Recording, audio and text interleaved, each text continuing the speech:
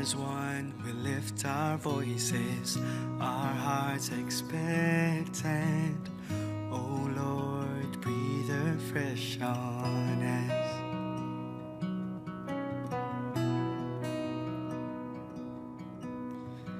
New life is breaking open, your joy arising. Oh Lord, breathe afresh on us. Oh Lord, breathe afresh on us.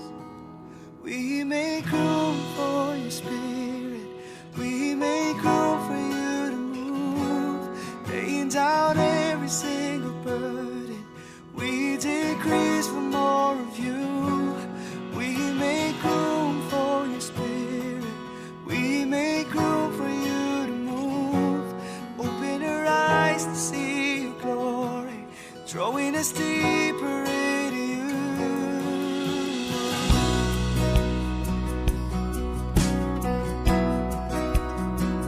Drawing us deeper into you.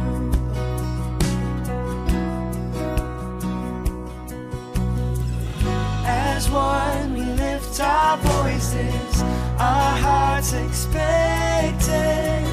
Oh Lord, breathe afresh on us. New life is breaking open, your joy arising. Oh Lord, breathe afresh on us.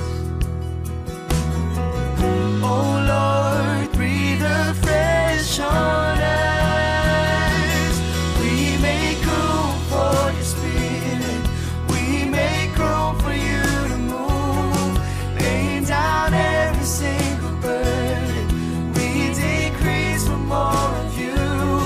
We make room for your spirit, we make room for you to move. Open our eyes to see your glory, drawing us deeper into you.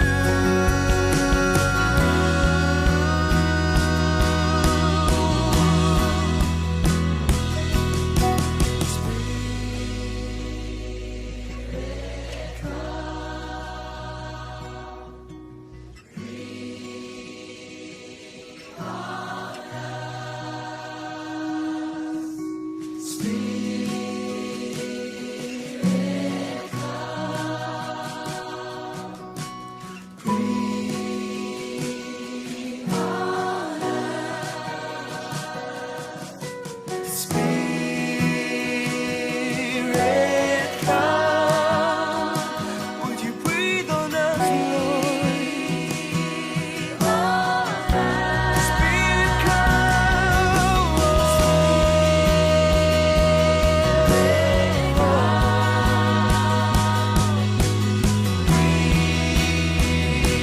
Breathe on us. We make room for the Spirit, we make room for you to move, laying down every single burden. We decrease for more of you. We make room for your spirit, we make room for you to move. Open our eyes to see your glory, drawing us deeper into you. We make room for your spirit, we make room for you to move, laying down every single burden. We decrease for more of you. We make room for your spirit, we make room for you to move. Open our eyes to see your glory, drawing us deeper into you.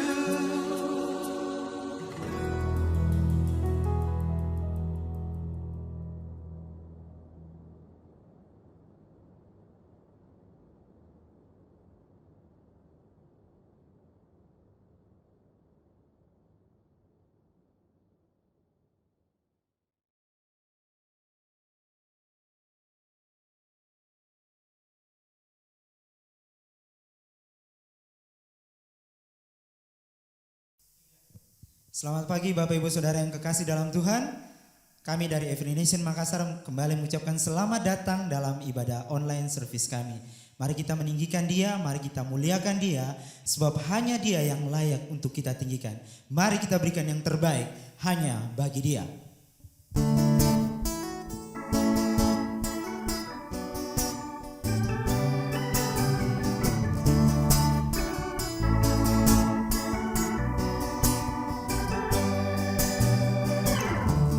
Tiada terduga kasih-Nya menggapai tempat terdalam. Saat tak ada cahaya, semua terasa kelam. Tiada terbatas anugerah diberikan pada manusia. Sungguh ajaib perbuatannya bagi kita. Kasih-Nya memenuhiku, melimpah dalam hidupku.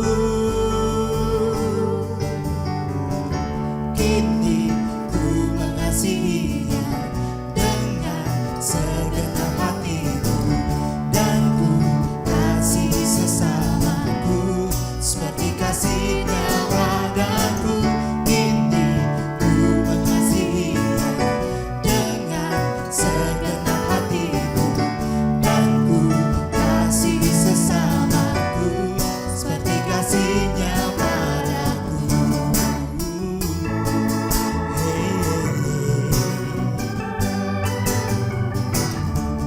Yesus berikan diri-Nya, salib menjadi buktinya. Semua dosa ditanggung-Nya, kuasa maut dikalahkan. Yesus yang sanggup mengubah yang terhilang ditemukan. Sungguh ajaib perbuatannya bagi kita.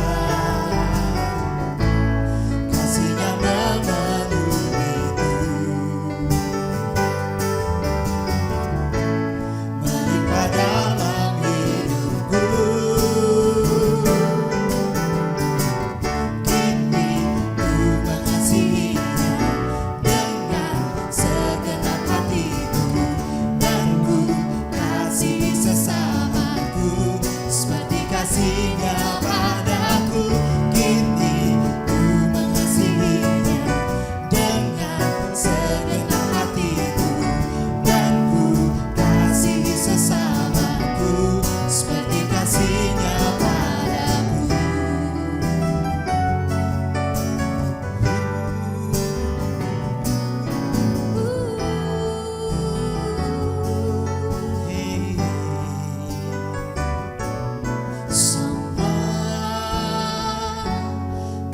Kasih-Nya, semua hanya bagi-Nya, semua karena kasih-Nya, semua hanya bagi-Nya, semua karena kasih-Nya.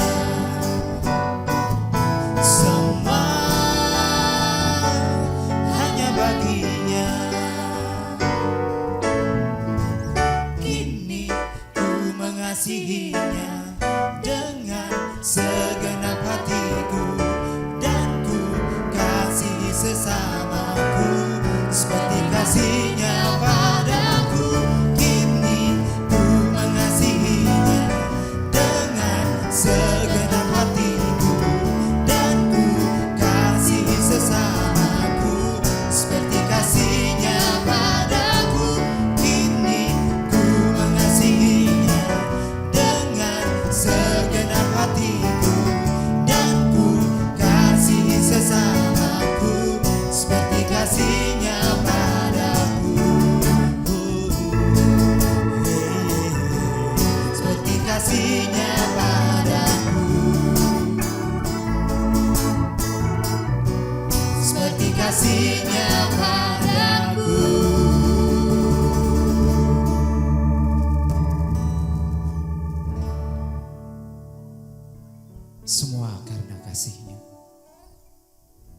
Sebab karena begitu besar kasih Allah akan dunia ini, sehingga ia telah mengaruniakan anaknya yang tunggal, supaya setiap barang siapa yang percaya kepadanya tidak binasa, melainkan beroleh hidup yang kekal. Kami tinggikan Engkau pagi hari ini. Kami muliakan Engkau, sebab Engkaulah Allah yang bertahta di atas segala-galanya.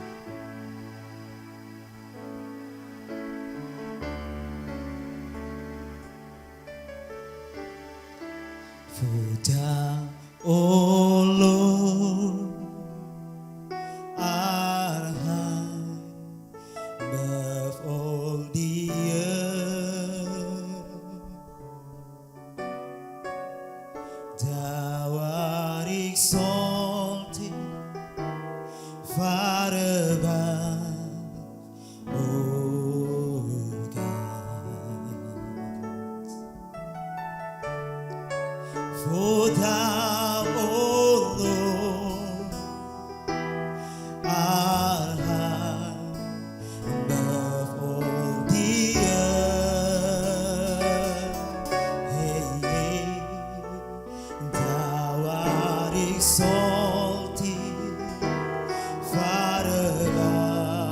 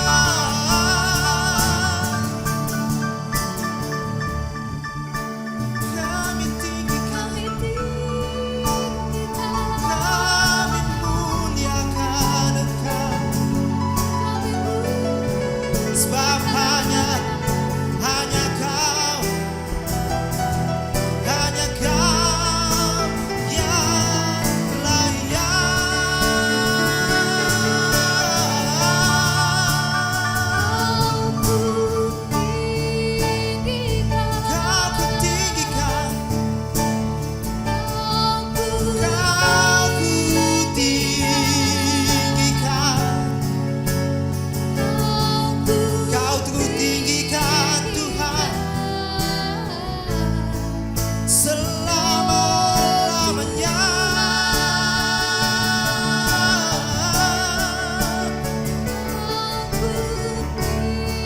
Kau kutinggikan selama-lamanya.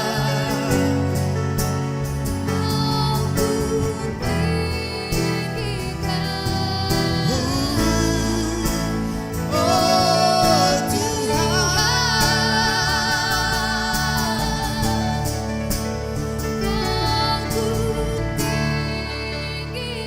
kami tinggikan selamanya.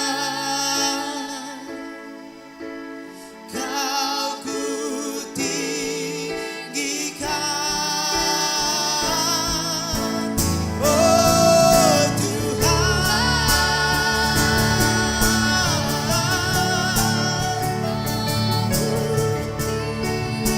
Kami tinggikan namamu,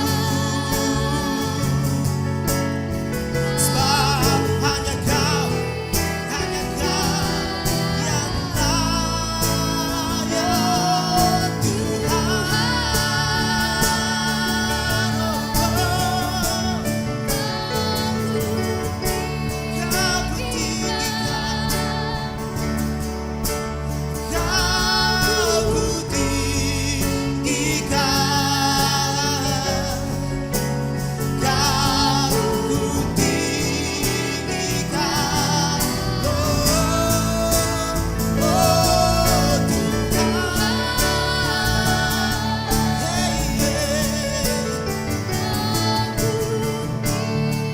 kutinggikan, Kau kutinggikan, Kau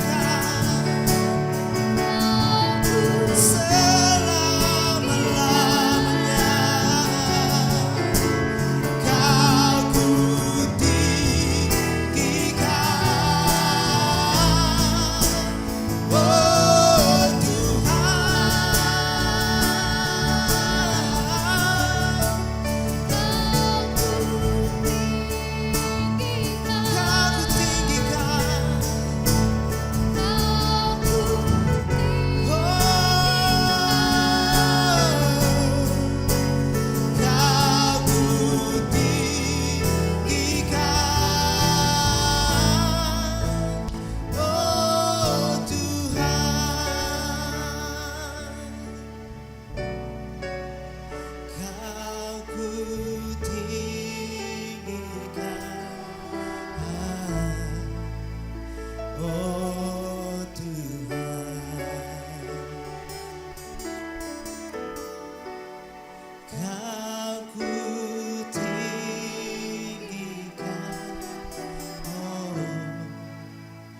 oh Tuhan.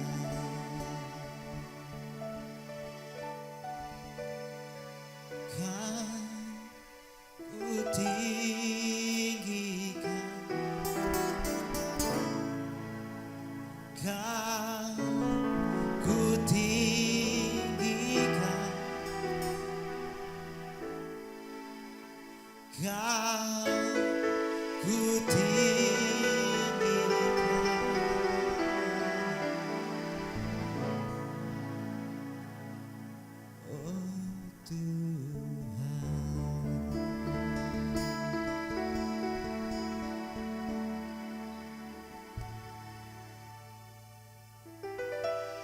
Kami tinggikan Engkau Tuhan.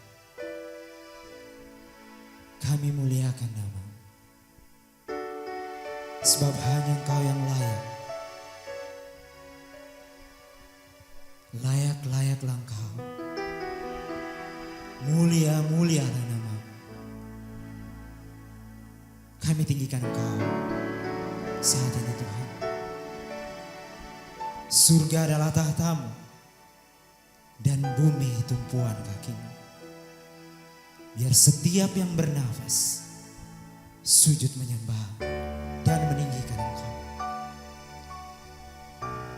Kami berikan yang terbaik. Kami berikan kemuliaan.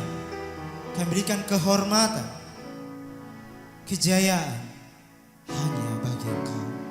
Tuhan dan Raja kami.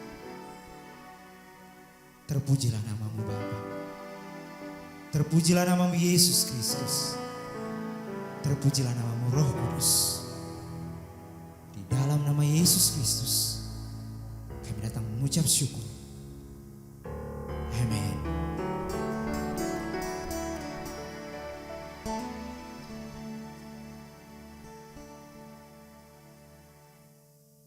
Selamat pagi Bapak, Ibu, Saudara-saudari sekalian yang kekasih di dalam Tuhan kita Yesus Kristus.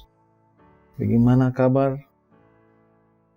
Pasti luar biasa, amin. Kita tetap dalam sukacita Tuhan. Kita tahu situasi kondisi sekarang ini, tetapi ingatlah, Yesus Tuhan kita senantiasa bersama dengan kita, Immanuel. Dan senantiasa kasih-Nya itu selalu baru tiap saat. Dan marilah kita sama-sama dengan sehati sepikir berdoa buat situasi kondisi sekarang ini. Jadilah kehendak Tuhan, dan segala sesuatunya ada hikmat yang berasal daripada Dia, karena semuanya Dia mau setiap orang, tidak ada satupun yang binasa, tetapi semuanya diselamatkan oleh karena kasih-Nya yang besar. Tetaplah berdoa, tetap kuat di dalam Dia.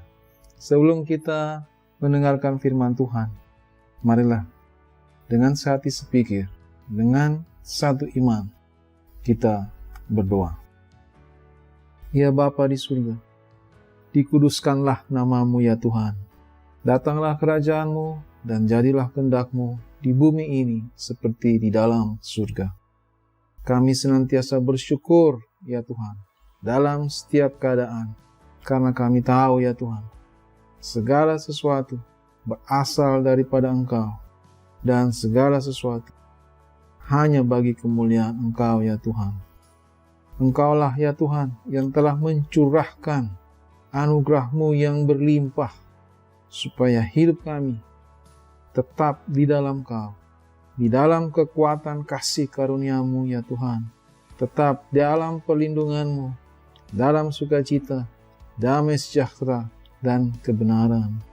Dan biarlah saat ini ya Tuhan, kami mau mendengarkan firman Kau, kami mau belajar bersama-sama untuk hidup takut akan Kau ya Tuhan.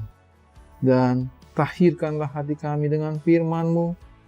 Jadilah firman-Mu di dalam hidup kami, nyata di dalam perbuatan kami ya Tuhan, untuk menjadi saksi-Mu yang teguh di dalam Kau ya Tuhan. Senantiasa kami bersyukur kepada Engkau. Segala pujian, segala hormat, hikmat, dan syukur hanya bagi Engkau saja. Hanya bagi kemuliaan Engkau ya Tuhan. Dalam nama Yesus Kristus, Engkaulah Tuhan kami. Amin.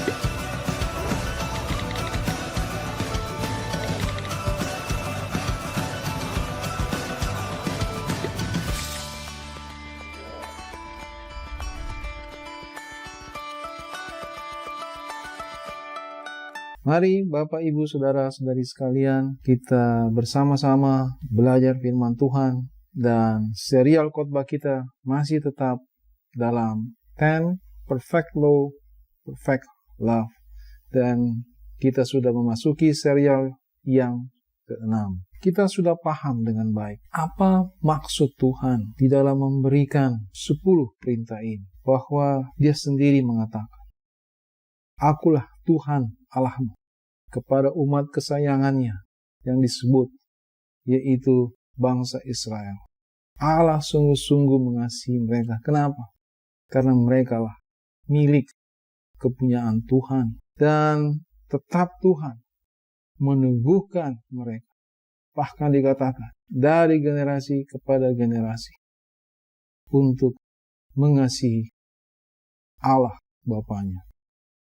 Demikianlah yang dilakukan Allah Bapa. Bahwa kita sudah paham, Allah mengeluarkan mereka dari tanah perbudakan, yaitu Mesir, ke tanah perjanjian yang telah dipersiapkan Tuhan sendiri.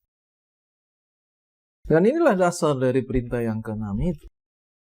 Bahwa Allah sangat menghargai tentang kehidupan. Firman-Nya pada waktu penciptaan, Dia berfirman.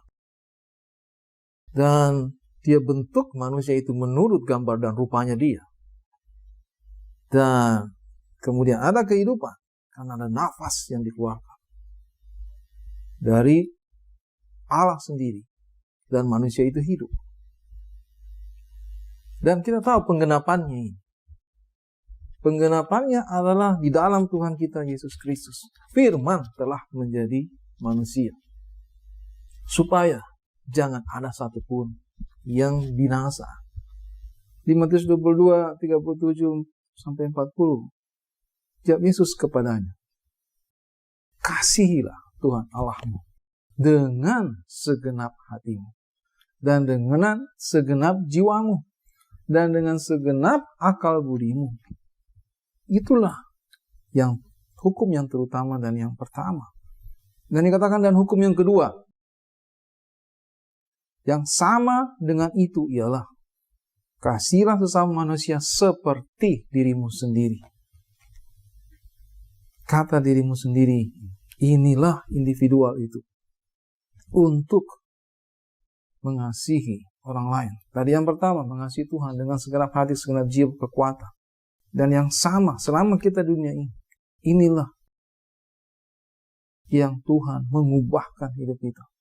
Untuk menyatakan kasih Allah itu. Memberkati banyak orang. Seperti dirimu sendiri. Itu kehidupan. Itulah yang alami.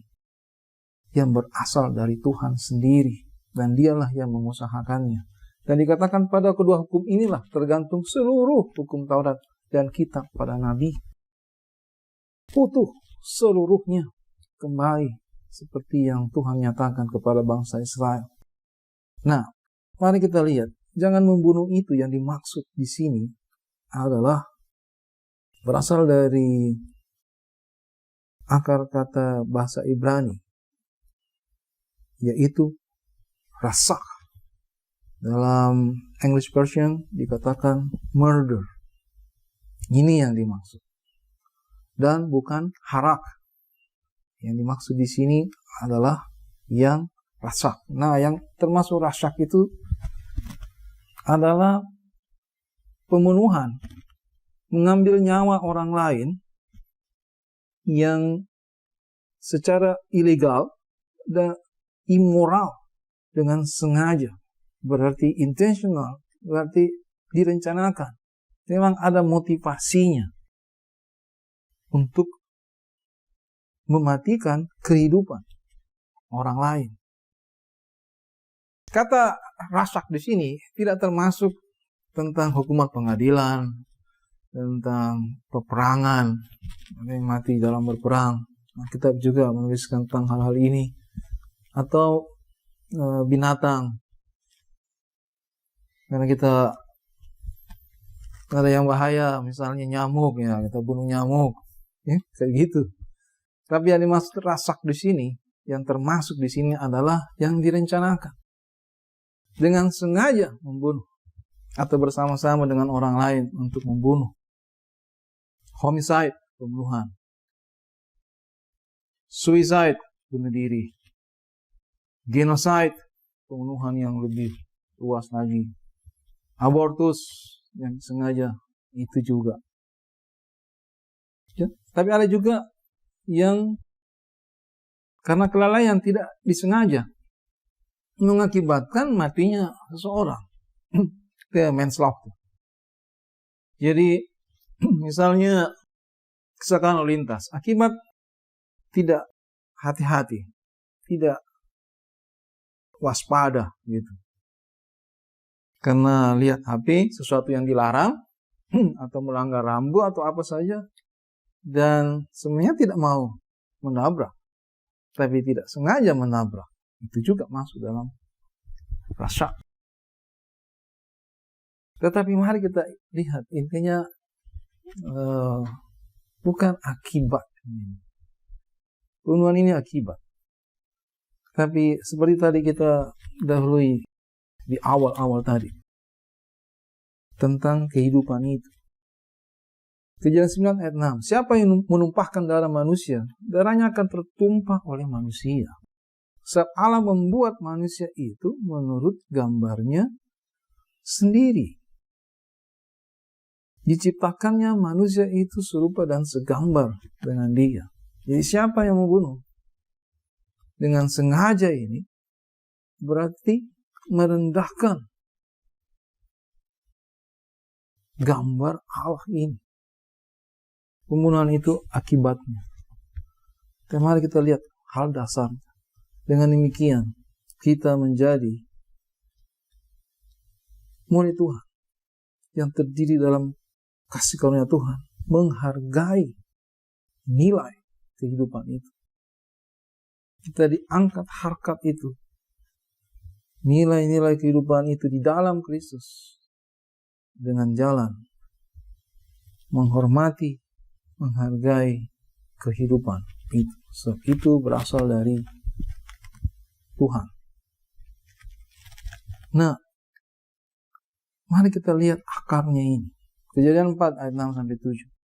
Firman Tuhan kepada Kain, mengapa hatimu panas dan mukamu muram? Kita tahu ceritanya, bahwa Kain dan Habel mempersembahkan untuk Tuhan persembahannya, dan Habel mempersembahkan sesuai dengan kehendak Tuhan, dan itulah yang diterima Tuhan. Dan Kain menjadi cemburu, dan Kain marah. Nah, kita lihat, mengapa hatimu panas dan mukamu itu muram? Apakah mukamu tidak akan berseri jika engkau berbuat baik? Ini tanda tanya ini. Tapi jika engkau tidak berbuat baik, dosa sudah mengintip di depan pintu. Ia sangat menggoda engkau. Titik tidak. Tuhan mengatakan nilai kehidupan itu. Hidup dan berpuasa. Kedalaman hati. Tuhan peringatkan Kain. Tetapi engkau harus berkuasa atasnya. Jadi sekarang kita sudah melihat dari manakah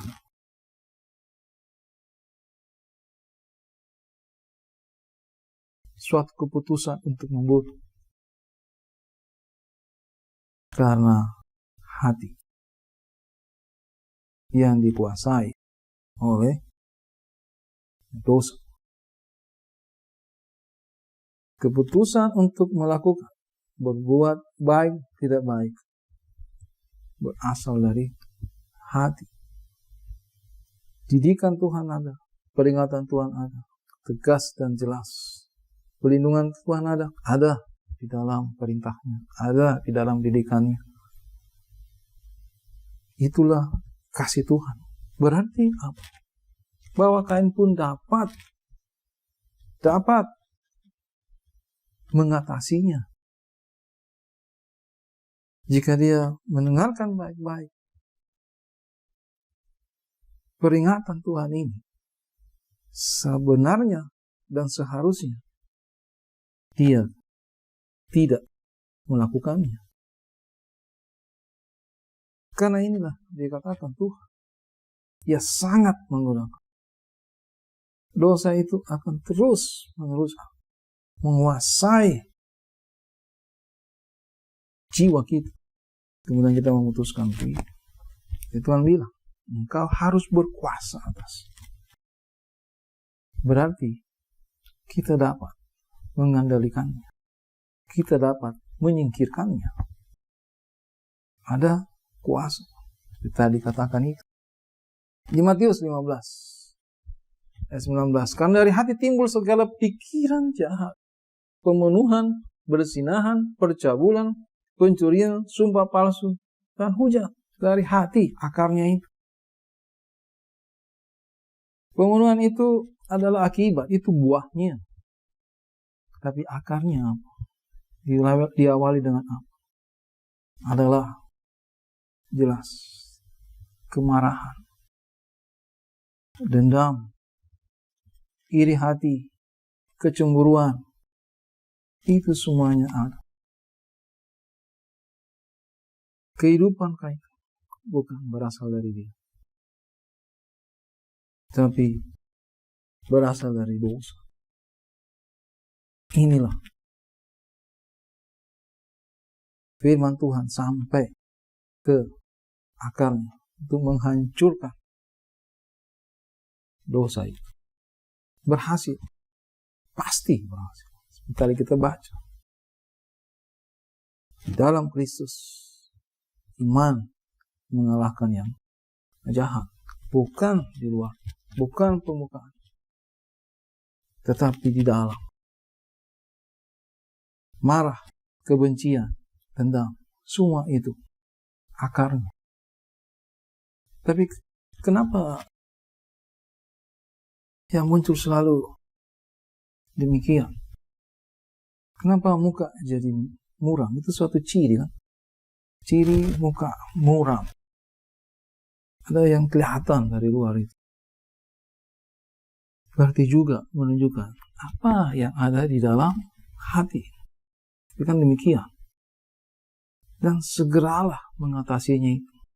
Sebab sebentar lagi dia sangat menggunakan untuk memerintahkan. Dan dengan sadar dan dengan sengaja kita melakukannya. Nah, marilah kita bedakan dengan dua hal yang sangat jelas ini. Seharusnya kan ada nalarnya. Ada pemikiran yang seharusnya dengan cepat sadar bahwa ini tidak benar, ini tidak baik. Tapi ada satu bagian dari jiwa kita, itulah emosional. Emosi itu baik. Baik. Kemarahan itu baik. Baik. Sebagai suatu tanda pertahanan diri. Tapi kalau itu kemudian membuat tidak baik, nah itu kita bisa mengatasinya. Dengan jalan apa? Dengan nalar. Memang nalar itu terlambat datang. Ya, kalau ada suatu serangan apa, langsung kita kaget kan. Kalau ada suatu suara yang bagaimana hebat apa, dentuman atau guruh, itu kita langsung kaget. Kalau ada sesuatu yang tidak mengenakkan kita langsung bereaksi. Apa maksudnya ini? Dia mengejek saya, dia mengecewakan saya, dia menghina saya atau apa saja, dia mempermalukan bahkan. Itu akan ada selalu reaksi. Apa itu reaksi awal? Yang cepat, itu emosional. Datang dari sistem limbik kita.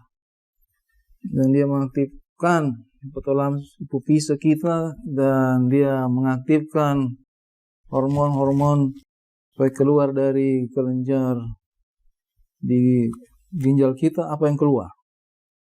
Keluar adalah adrenalin. Itu yang memicu sehingga jantung berdenyut kencang. Nafas menjadi terengah-engah. Kita menjadi memerah. Muka kita kelihatan. Dan ekspresinya. Ya, itu ekspresi yang orang bilang marah, muram. Itu reaksi-reaksi. Dan seharusnya datang apa? Datang nalar. Pikiran yang segera untuk menstabilkan. Nah, inilah yang kita dididik. Bagaimana pengertian kita itu. Logika itu yang dikatakan kau harus menguasainya. Sehingga ada di dalam korteks otak kita itu untuk mengatasi reaksi itu. Sehingga kita memberikan suatu keputusan. Nah, source-nya apa? Kalau source-nya, kalau kita balik kembali tentang pembunuhan ini, kalau itu hati kita dikuasai oleh dosa, kegelapan. Dari hatilah timbul segala pikiran jahat, pembunuhan, perzinahan, dan seterusnya. Tapi kalau hati kita ada firman Tuhan yang hidup, yang berkuasa, maka logika kita, nalar kita, ingat jiwa kita, ada nyawa kita.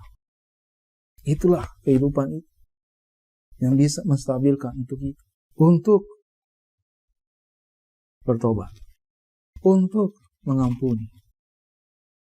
Untuk meminta pertolongan. Untuk berseru. Semuanya itu. Damai sejahtera Tuhan.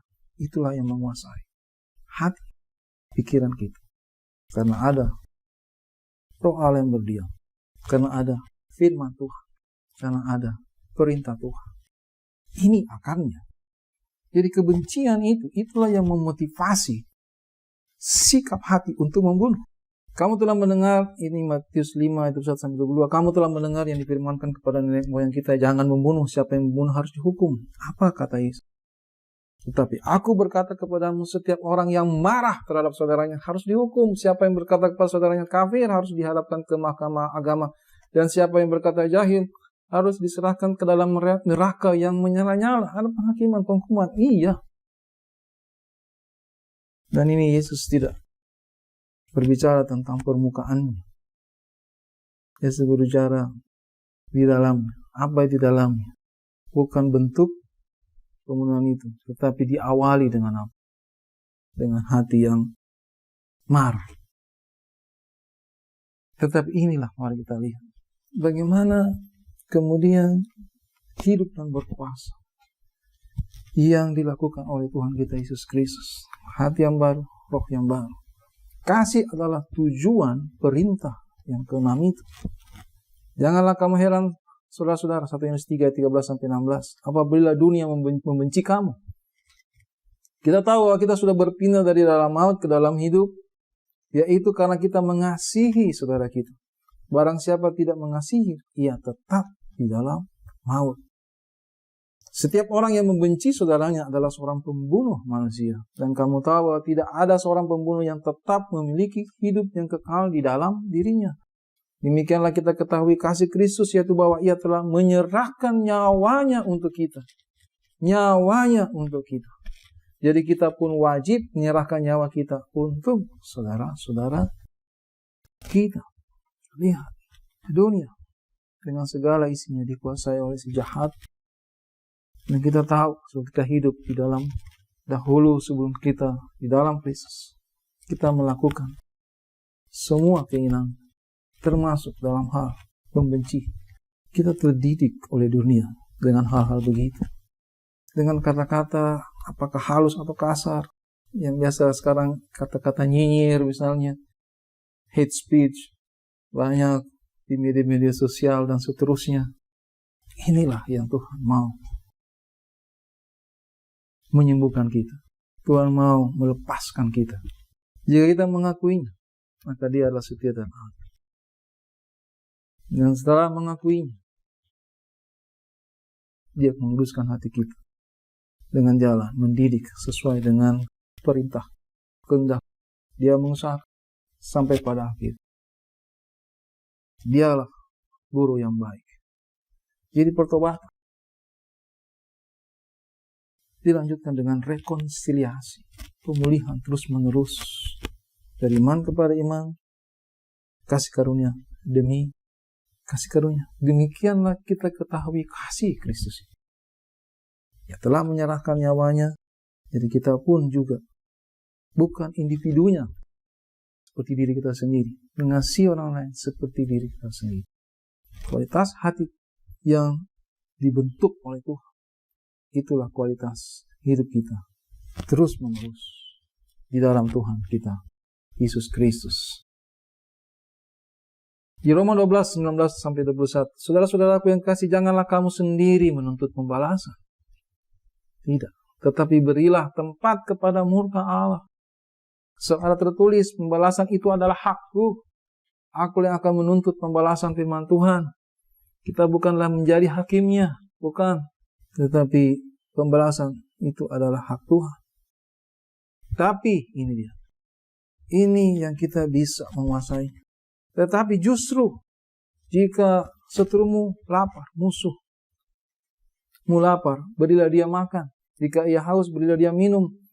Dengan berbuat demikian kamu menumpukan bara api di atas kepalanya. Janganlah kamu kalah terhadap kejahatan, tetapi kalahkan kejahatan itu dengan kebaikan. Tuhan, muridnya tanya, Tuhan, berapa kali saya harus mengampuni orang? 7 kali? Tidak. Tuhan bilang hal yang tidak terbatas. 70 kali, 7 kali. Itu kemenangannya kita. Bahwa kita punya kemampuan, kita punya kuasa yang sama seperti Kristus mengampuni kita semuanya. Dia saja mengampuni kita. Berarti kuasa pengampunan itu ada untuk mengampuni orang lain. Itu kualitas hidup itu. Setelah kita dapat menguasainya, nah kita bisa mendapatkan kebenarannya juga.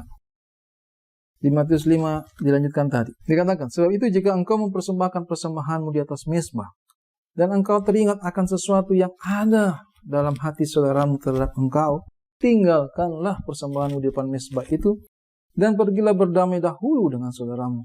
Lalu kembali untuk mempersembahkan persembahanmu itu.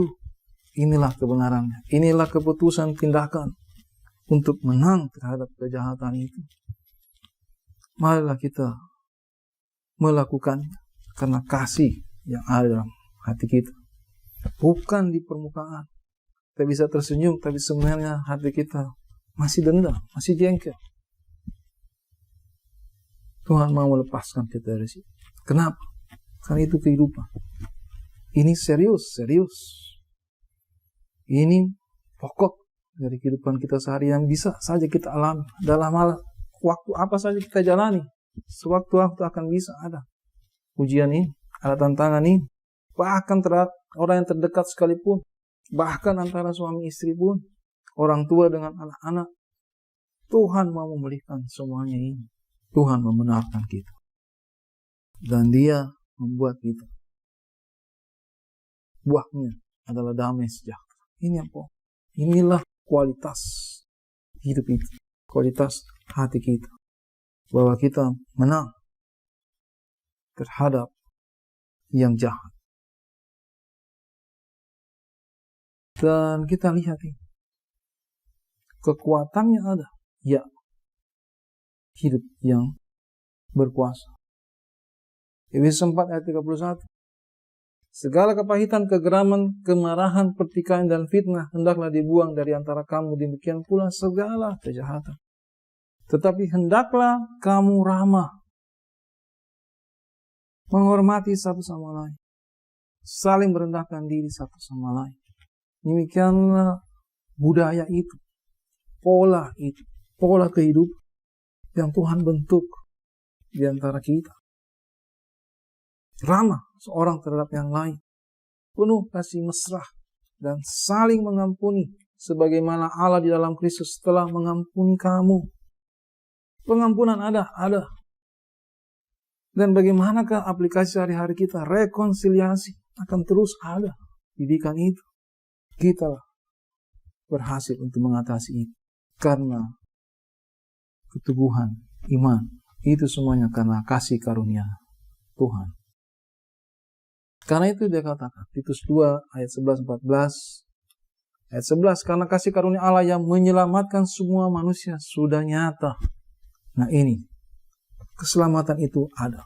Ayat 12, kasih karunia itu. Ia mendidik kita. Supaya kita meninggalkan kefasikan dan keinginan-keinginan duniawi. Dan supaya kita hidup bijaksana adil dan beribadah di dalam dunia sekarang ini. Dalam terjemahan Inggrisnya di ayat yang ke-12, supaya kita bisa menguasai diri, self-control.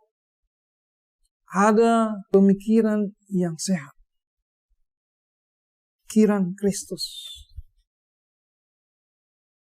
Ada daya nalar kita yang bersumber dari firman Tuhan. Bersumber dari kekuatan kuasa Roh Kudus yang kita percaya. Jangan tinggal. Yang kita percaya. Sehingga ini kualitas itu. Bahwa kita hidup bijaksana, adil, dan hidupnya di mana? Di dalam hadirat Tuhan. Beribadah pada Tuhan. Nantikah? Tidak. Dikatakan di dalam dunia yang sekarang ini. Waktu ini sangat singkat. Dan segala sesuatunya ini bisa expire. Tetapi kita meninggalkan dunia ini dengan hidup dalam kemenangan. Tapi hidup kita dalam damai sejahtera.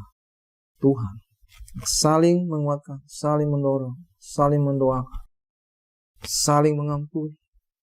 Dan dengan sehati sepikir beribadah kepada Tuhan, menyembah Dia. Dan mari kita lihat, banyak orang akan datang untuk memuliakan Dia, menjadi murid Kristus yang kokoh dan teguh.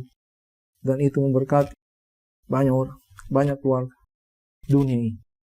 Ayat 13, dengan menantikan penggenapan pengharapan kita yang penuh bahagia dan penyataan kemuliaan Allah yang maha besar dan juru selamat kita, Yesus Kristus, yang telah menyerahkan dirinya bagi kita untuk membebaskan kita dari segala kejahatan, untuk menguduskan bagi dirinya suatu umat kepunyaannya sendiri yang rajin berbuat baik. Itulah kualitas hidup yang dibuat oleh Allah sendiri di dalam Yesus Kristus. Itulah penggenapannya kasih, penggenapan kasih di dalam diri kita selama kita di dunia ini. Haleluya. Tuhan memberkati kita semuanya. Shalom. Mari Bapak, Ibu, Saudara-saudari yang kekasih dalam Tuhan kita Yesus Kristus, kita tutup dengan doa. Ya Bapa di surga, kami bersyukur kepada Engkau ya Tuhan. Teguhkanlah firman-Mu di dalam hati kami. Dan biarlah ya Tuhan, Kau menilik hati kami. Dan Kau membebaskan kami. Melepaskan dari segala ikatan dosa. Dari segala kejahatan. Dari marah, dendam, dari kebencian. Engkaulah yang mengetahui segala sesuatunya ya Tuhan. Dan kami mau mengakuinya. Kami mau bertobat. Karena itulah kehidupan yang Kau berikan dan nyata, yaitu Kau menggenapi kasih-Mu ya Tuhan di dalam hati kami, yaitu Kau telah mati menebus dosa kami, supaya kami tidak binasa, tapi beralih di dalam kebenaran Engkau, di dalam jalan Engkau ya Tuhan, di dalam kehidupan Engkau. Supaya dengan demikian pemulihan yang terjadi dalam diri kami adalah untuk memuliakan Kau dengan segenap hati, segenap jiwa, segenap kekuatan, segenap akal budi. Dan ya Tuhan, menyatakan kasih itu kepada semua orang, apa yang telah Kau lakukan dalam diri kami masing-masing. Dan kami telah berubah, kami hidup dan berkuasa. Kami hidup bagi kemuliaan Engkau. Dan kami hidup berjalan maju di dalam Engkau, meninggalkan apa yang lama, tidak mengingatnya lagi. Itu semuanya yang lama sudah berlalu, terputus. Tapi hidup kami sekarang, saat ini, seterusnya dan selamanya di dalam Kau ya Tuhan. yang Kau bentukkan menjadi milik kepunyaanmu sendiri, menjadi umat-Mu ya Tuhan, yang Kau kuduskan, Kau benarkan, dan nyata di dalam perbuatan sebagai hasil iman ya Tuhan pada Engkau. Semuanya karena kasih karunia Engkau. Terpujilah anugerah-Mu, terpujilah kasih karunia-Mu. Kami bersyukur hanya padamu saja ya Tuhan. Di dalam nama Yesus Kristus, Engkaulah Tuhan kami, kekuatan dan Mazmur. Amin. Mari jemaat, kita menerima berkat dari Tuhan. Damai sejahtera dari Allah Bapa kita, dan dari Tuhan kita Yesus Kristus, dan dari kuat kuasa Roh Kudus menyertai kita senantiasa, sekarang ini, seterusnya, dan sampai selama-lamanya. Di dalam nama Yesus Kristus Tuhan. Amin. Selamat hari Minggu. Tuhan memberkati kita semuanya. Shalom.